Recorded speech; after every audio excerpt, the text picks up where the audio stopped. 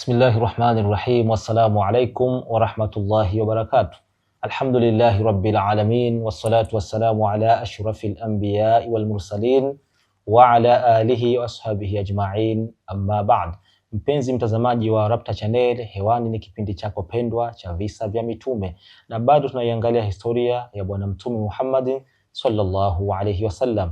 Ama katika darasa iliyopita tuliangazia matukio yaliyotokea kabla ya kuzaliwa bwana mtume Muhammad sallallahu alayhi wasallam, na leo tunaangalia kaifa ulida nabii wa kaifa wujida nabii sallallahu alayhi wasallam, vipi alizaliwa bwana mtume na vipi alipatikana bwana mtume Muhammad sallallahu alayhi wasallam. Ulama wengi wa sira kwenye darasa hili, kwenye vipi alizaliwa bwana mtume sallallahu alayhi wasallam, moja kwa moja huwa historia yake wanaenda kuianza kwa mzee Abdul Muttalib, kisha wanafuata historia kwa baba yake mtume Abdullah, kisha ndipo wanamzungumza bwana mtume Muhammad sallallahu alayhi wasallam. Na sisi leo tutoke theory twende kwa mzee Abdul Muttalib. Mzee Abdul Muttalib ambaye babu yake bwana mtume Muhammad sallallahu alayhi wasallam ndiye aliyekuwa mmiliki wa kisima cha maji ya Zamzam. Na vipi mzee Abdul Muttalib alikipata kisima cha maji ya Zamzam? Kwa sababu kisima cha maji ya Zamzam kilikuwapo huko nyuma miaka mingi sana iliyopita, kama historia inavyosema kwa baba yetu Nabii Ismail. Yakaja akapita masiku mengi, ikapita miaka mingi sana mpaka kisima kile kikawa kimesahaulika, akionekane pale Maka. Lakini Mwenyezi Mungu Subhanahu wa Ta'ala akataka kwa shani yake kisima kile ammilikishe bwana mtume sallallahu alaihi wasallam kupitia kwa mzee Abdul Muttalib. Vipi alikipata Abdul Muttalib kisima cha maji ya Zamzam? Tunaambiwa katika Dalailun Nubuwa al-Imam Bayhaqi, kisa hichi anakieleza Sayyidina Ali ibn Abi Talib radhiyallahu anhu. Kwa mzee Abdul Muttalib kuna siku amelala, alipata kujiwa ndotoni na mtu akamwambia uhfur Twaiba, kachimbe Twaiba. Kisha mtu ule akaondoka. Mzee Abdul Muttalib baada ya kuamka akawa amechanganyikiwa, ni wapi Twaiba, alikosa majibu. Kisha mtu ule akauliza siku ya pili, kesho yake, akamwambia uhfur Barra, kachimbe Barra. Mzee Abdul Muttalib akakosa tena majibu, wapi Barra. Mtu ule akaja siku ya tatu akamwambia ukhfur Madhnuna, kachimbe Madhnuna. Kisha mtu ule akaondoka.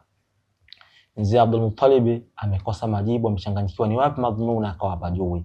Kisha mtu ule akaja siku ya nne akamwambia ukhfur Zamzam, kachimbe Zamzam.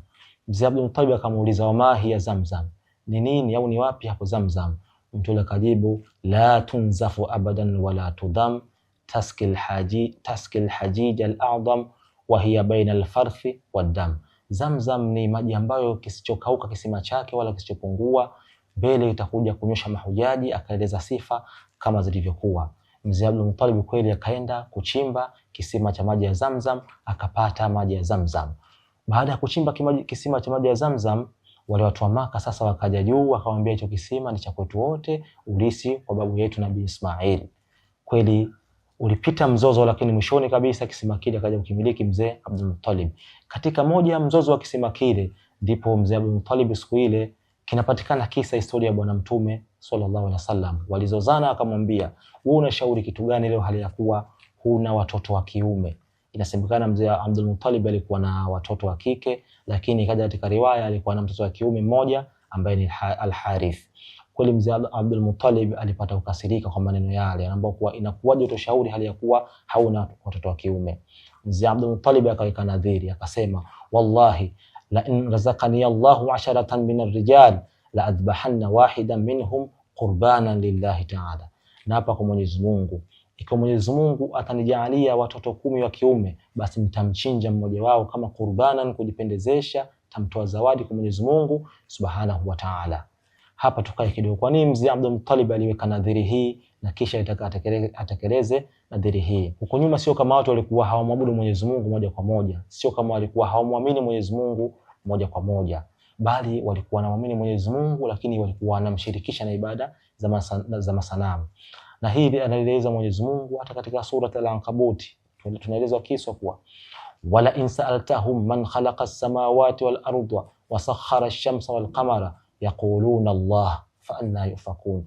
Ikiwa utawauliza nani aliyeumba mbingu na ardhi, na je ni nani mwenye kutiisha jua na mwezi, watasema Mwenyezi Mungu.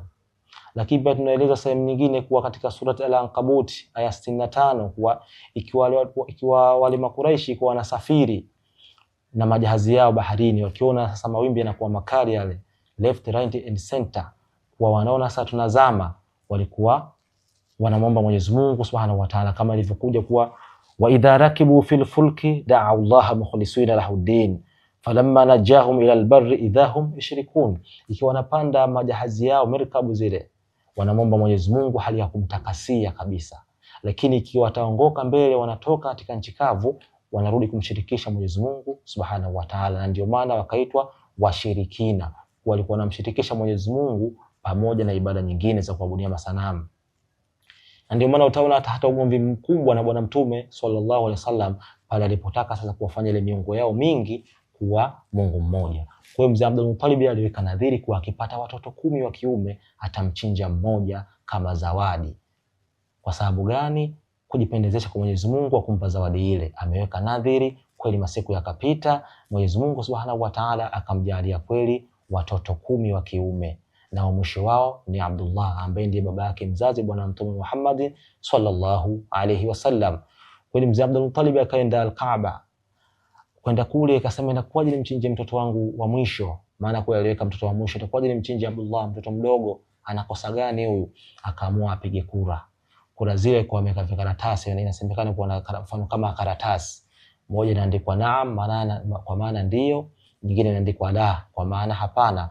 Akipiga kura ile, ikiwa karatasi ikidondokea naam, maana yake naam achinjwe Abdullah. Kwa kila akipiga kura inadondoka wa kuchinjwa ni Abdullah ambaye baba yake Bwana Mtume Muhammad sallallahu alayhi wasallam. Mzee Abdul Muttalib kwenda kwa ndugu zake Abdullah kuwaeleza, wamegoma, inakuwaje achinjwe Abdullah, inakuwaje una watoto wengi mchinje Abdullah damu yetu? Haiwezekani kuchinjwa, kwa maana hapa hachinjwi mtu. Mzee Abdul Muttalib akawa amechanganyikiwa, naye ndio ameweka nadhiri na ibada ile anaikubali na nadhiri ndio imekubalika. Je, vipi au ni nani atakayechinjwa?